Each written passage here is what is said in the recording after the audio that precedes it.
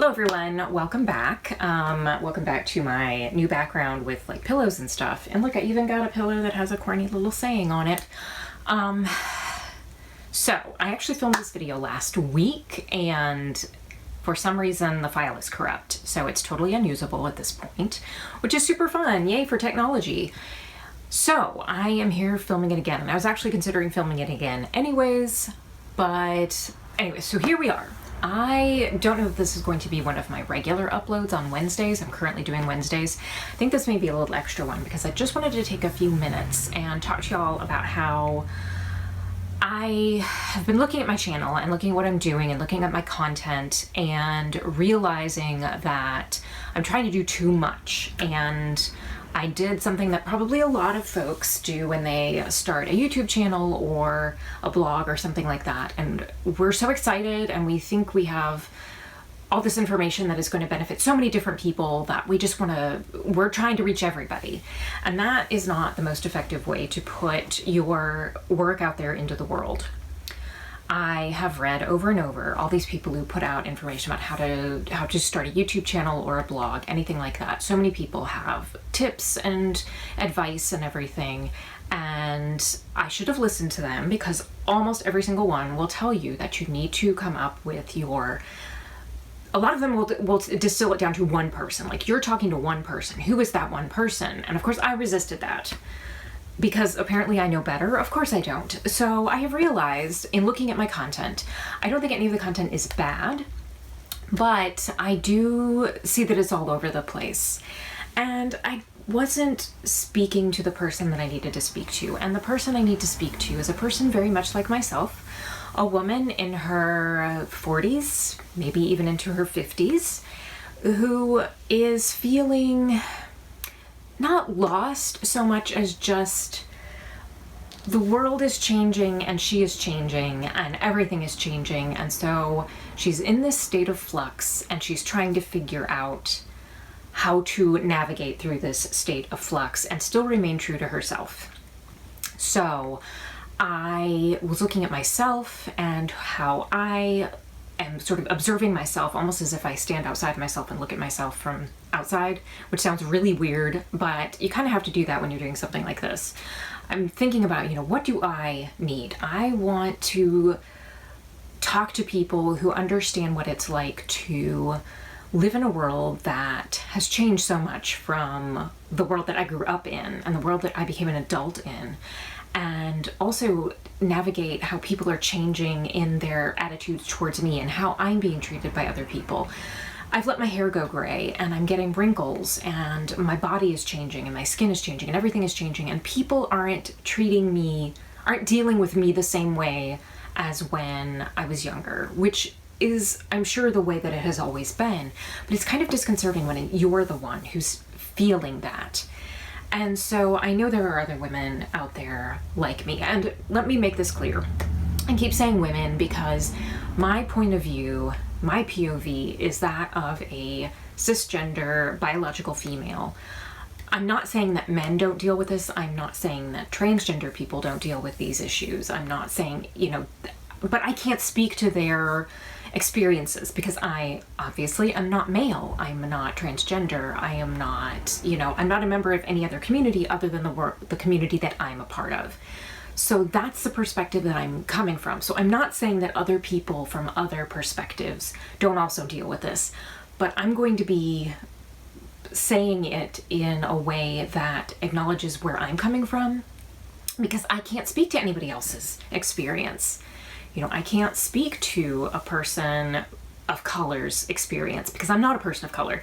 I can speak from my experience. So I in no way want to exclude anyone from these discussions, because I do want to do some discussions, even if they're somewhat one-sided, but put some things out there to hopefully elicit some discussion back about how we're being treated, how we feel in this world, and how we're told we should be doing certain things and not doing certain things because of our age and because of where we are in life and blah, blah, blah, yada, yada, yada. So I just wanted to put that out there.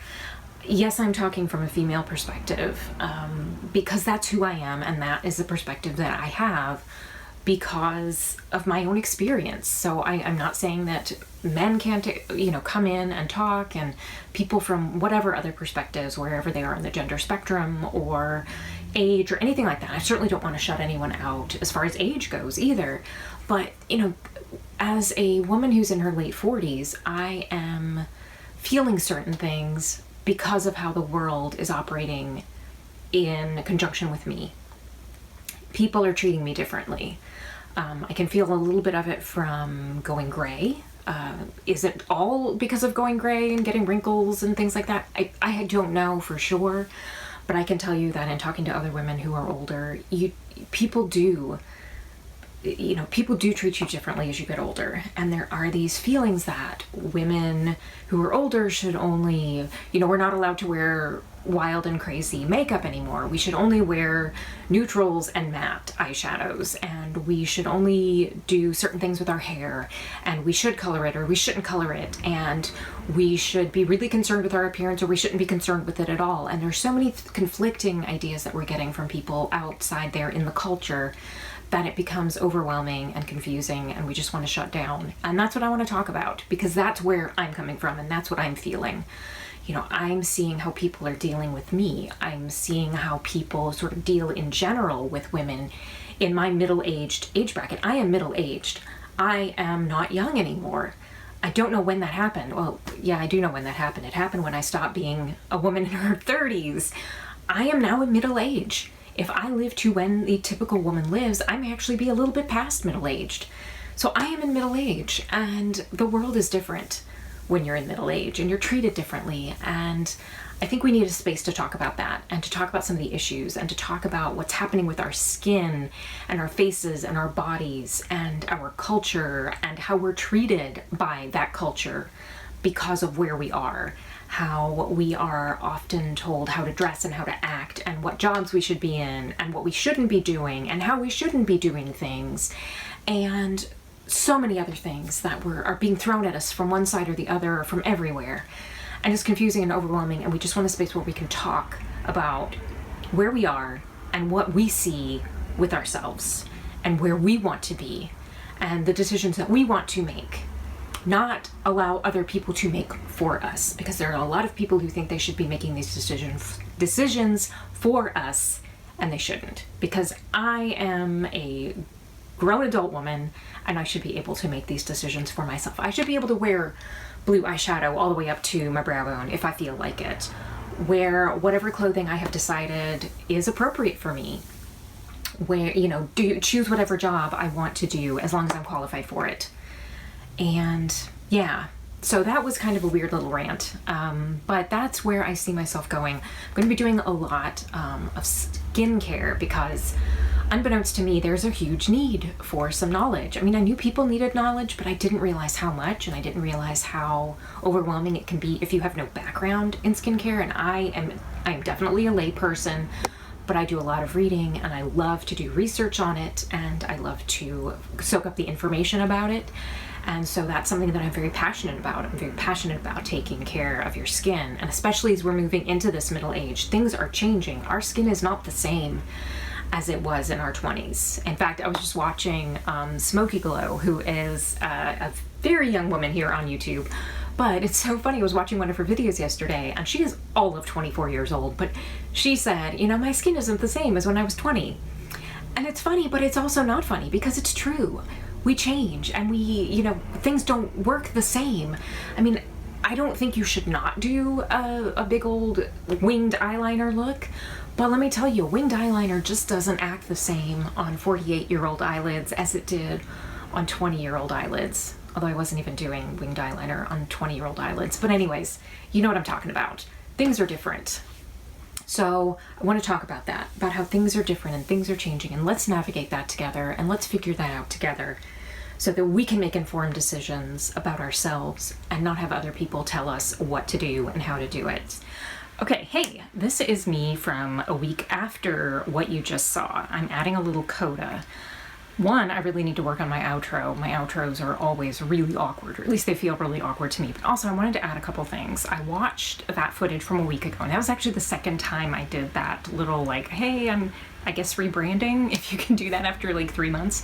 But I want to make a couple of quick points. One, I will probably sound critical of some of the people who are on YouTube who are part of, as I mentioned, the mature beauty community, that type of thing. And that just may happen. And I'm not going to apologize for that. I just may not agree with how they approach, how they present their material to the world. And that's up to them. I mean, if they want to talk about anti-aging, if they want to put out videos where they talk about looking 10 years younger, how to use makeup to look 10 years younger, etc., that's their prerogative. I'm hoping to take a slightly different tack and say, you know what, why don't I just look like a bangin' 48-year-old, as opposed to I have to desperately try to look like I'm younger than my age. I would like to look like a really fantastic version of whatever age I am, whatever that means. Again, I'm trying to encourage all of us, including me, to not get so caught up in the physical aspects of aging and be afraid of it, but instead embrace it and say to society, you know what, I'm here and I'm old, or getting older, if I'm not quite old yet, and I'm going to be okay with that. So some of the things I say may end up sounding critical, and that's maybe just the way it's going to be, and I'm not going to apologize for that. I don't mean anything as a personal attack. I don't know if it'll ever go there, but I was listening to that and I thought, you know what, maybe people will think that, but whatever. I'm just putting that out there. But another thing I would really like to do is start adding a throwback track at the end of all my videos. One of the youngins that I watch, Abby Williamson, does a song of the day at the end of every one of her videos. And I like that. And I mentioned the Veruca Salt thing about their album, and that was actually from an article on the website AV Club, which I'll link down below, and that was a whole article. There are actually 2 articles. One of them is an oral history of their album American Thighs, and the other article was about the Chicago music scene of the 90s, that alternative / indie music scene.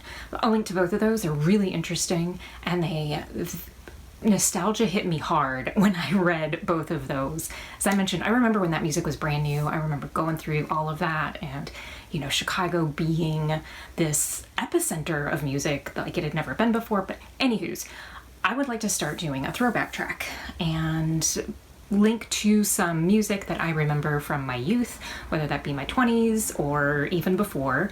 So there will be a fair amount of 90s alternative Chicago rock linked to, and maybe some stuff from the 80s, maybe even a little bit from the 70s. I was born in 71, so my formative childhood years were the 70s, my adolescent years were the 80s, and my young adult years were the 90s. So in the spirit of all that, I would like to link to Veruca Salt's Seether down below, and that is the biggest hit off of that album, American Thighs. I think it was actually even released before American Thighs. That means nothing, whatever, but I'm gonna link to that down below, and yeah, enjoy. I need to work on my outro, but in the meantime, thanks so much for being here. Like, share, subscribe, do all the things if you feel like it. I'm so glad you were here, and I hope you come back, and I will see you soon. Bye, everybody.